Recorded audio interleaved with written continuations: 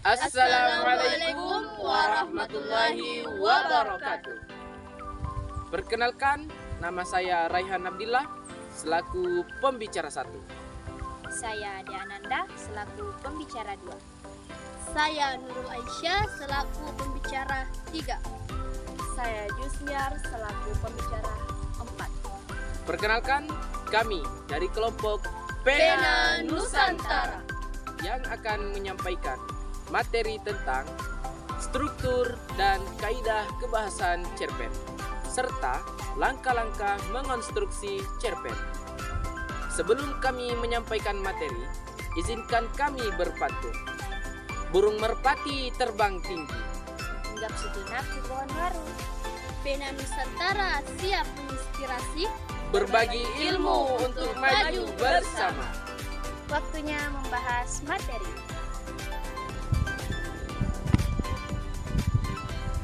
Nah, teman-teman tahu tidak apa isi dari struktur cerpen? Kalau teman-teman tidak tahu, yuk kita simak sama-sama. Struktur cerpen merupakan rangkaian cerita yang membentuk cerpen itu sendiri. Dengan demikian, struktur cerpen tidak lain berupa unsur yang berupa alur, yakni berupa jalinan cerita yang terbentuk oleh hubungan sebab akibat ataupun secara kronologis. Secara umum, jalan cerita terbagi ke dalam bagian-bagian berikut. 1. Pengenalan situasi cerita atau exposition atau orientation. Dalam bagian ini, pengarang memperkenalkan para tokoh, menata adegan, dan hubungan antar tokoh. 2. Pengungkapan peristiwa atau complication. Dalam bagian ini, disajikan peristiwa awal yang menimbulkan berbagai masalah, pertentangan, ataupun kesukaran-kesukaran bagi para tokohnya. 3. Menuju pada adanya konflik atau yang biasa disebut rising action. Terjadi peningkatan perhatian kegembiraan, kehebohan, ataupun keterlibatan. Berbagai situasi yang menyebabkan bertambahnya kesukaran tokoh. 4. Puncak konflik atau turning point. Bagian ini disebut pula sebagai klimaks. Inilah bagian cerita yang paling besar dan mendebarkan. Pada bagian itu pula ditemukannya perubahan nasib beberapa tokohnya. Misalnya, apakah dia kemudian berhasil menyelesaikan masalahnya atau gagal. 5. Penyelesaian atau yang biasa disebut ending atau coda. Sebagai akhir cerita, pada bagian ini berisi penjelasan tentang sikap atau nasib-nasib yang dialami tokohnya setelah mengalami peristiwa puncak itu. Namun ada pula cerpen yang penyelesaian akhir ceritanya itu diserahkan kepada imaji pembaca. Jadi akhir ceritanya itu dibiarkan menggantung tanpa ada penyelesaian. Setelah memahami struktur cerpen, adapun kaidah kebahasaan cerpen.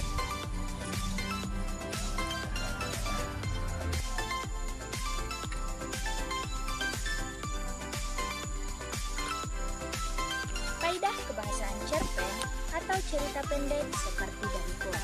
1. Banyak menggunakan kalimat bermakna lampau yang ditandai oleh fungsi-fungsi keterangan yang bermakna kelangkauan. Contohnya, seperti ketika itu, beberapa tahun yang lalu, dan telah terjadi. 2. Banyak menggunakan kata yang menyatakan urutan waktu atau konjungsi kronologis. Contohnya, sejak saat itu, setelah itu, mula-mula, dan kemudian. 3. Banyak menggunakan kata kerja yang menggambarkan suatu peristiwa yang terjadi. Contohnya, menyuruh, membersihkan, menawari, melompat, dan menghindar. 4. Banyak menggunakan kata kerja yang menunjukkan kalimat tak langsung sebagai cara menceritakan tuturan seorang tokoh oleh pengarang. Contohnya, mengatakan bahwa menceritakan tentang, mengungkapkan, menanyakan, menyatakan, dan menuturkan.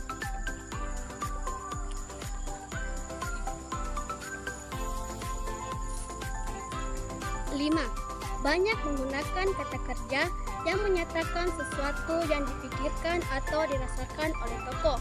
Contohnya, merasakan, menginginkan, mengharapkan, mendambakan, dan mengalami.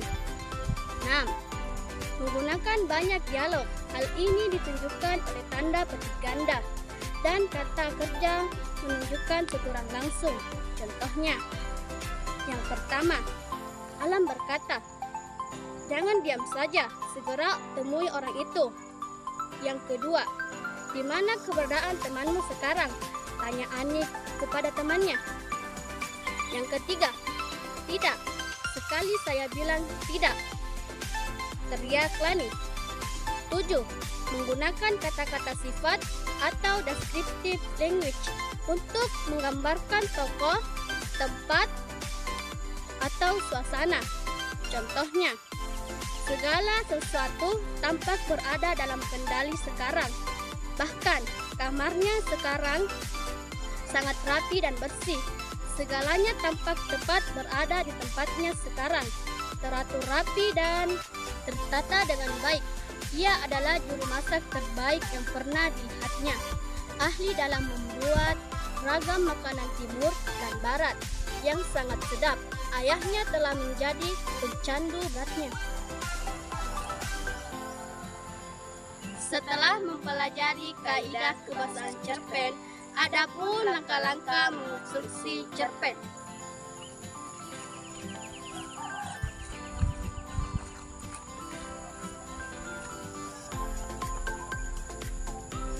Adapun langkah-langkah mengonstruksi cerpen. 1. Bacalah cerita pendek yang akan dikonstruksi. 2.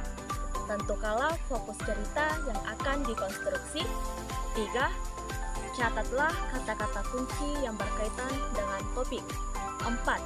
Susunlah menjadi kerangka cerpen. 5. Kembangkanlah kerangka itu menjadi cerpen yang utuh. Itulah tadi langkah-langkah mengonstruksi cerpen.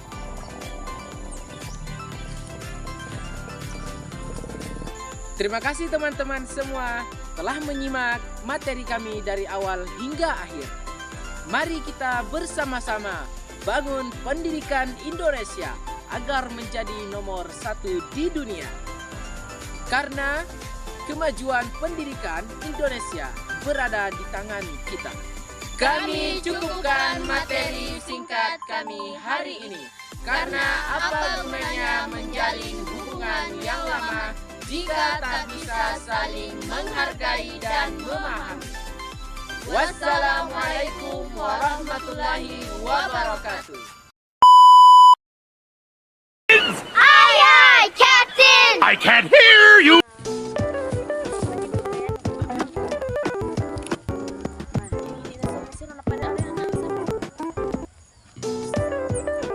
Assalamualaikum warahmatullahi wabarakatuh.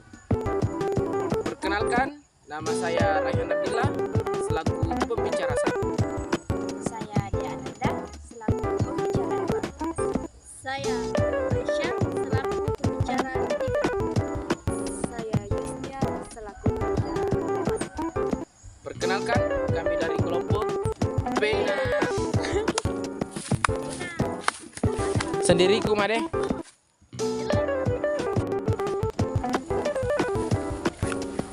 Nah, teman-teman tahu tidak apa isi dari struktur cerpen?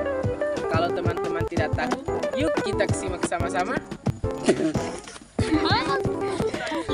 Yuk kita simak sama-sama.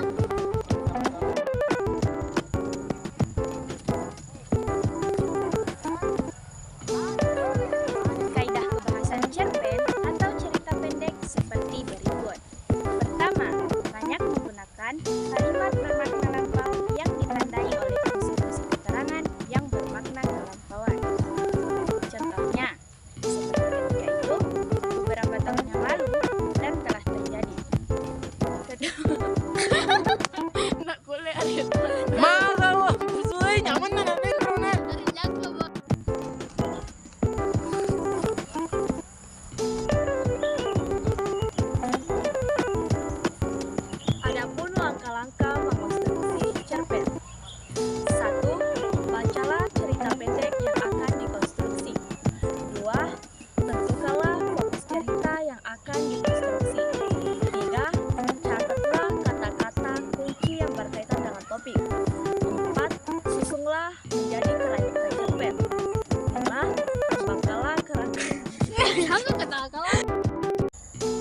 kasih teman-teman semua telah menyimak materi kami dari hari ini.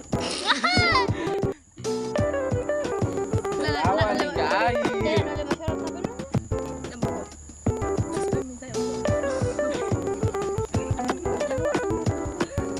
Pakai kacamata kok. Kayak Yari